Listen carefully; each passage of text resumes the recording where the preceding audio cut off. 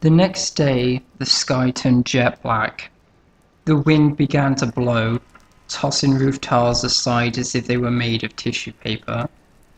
Those that dared ventured outside were bent double, trying to hold up against the intensive force.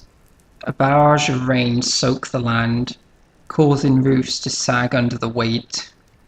Then there was quiet. All forces stopped and all went silent. The smell of dampness lingered in the air.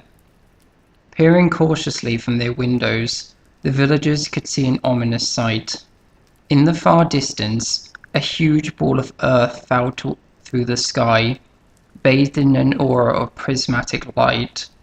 The clouds near it seemed to be parting, shying out of its way to let it pass. It was orbited by four smaller balls of red, yellow, green, and blue light, twisting lazily around it like a mini tornado. Suddenly, the large ball stopped falling. The smaller ball seemed to orbit it, gaining velocity with each second.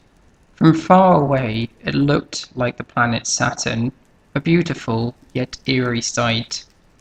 Then, almost as if deciding that it had shown off enough, the ball rocketed towards the ground once more, hitting it with the force of a large bomb. A rainbow shockwave exploded out, vaporizing everything in its path.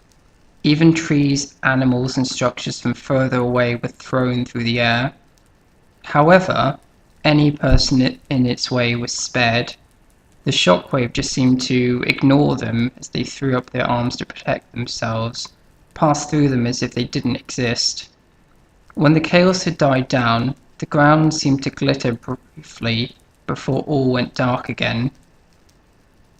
The girl walked up to the smouldering crater and peered over the side.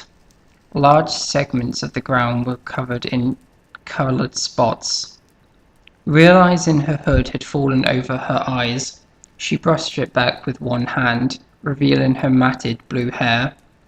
My work is done, she thought, smirking. Turning round with a flourish, she stopped and stared. Her lips went thin, her eyes wide.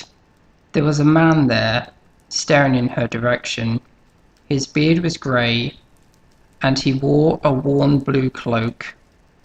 He carried an odd-looking staff, made of branches, twisting up around a purple crystal at the top. It's fine, she consoled herself. He can't see me. He's just simply looking in the crater as I was. Maybe he's noticed the oars. The man frowned. They stared at each other for what seemed like an eternity before he finally spoke. So, he asked her in icy tones, are you having fun, Artemis?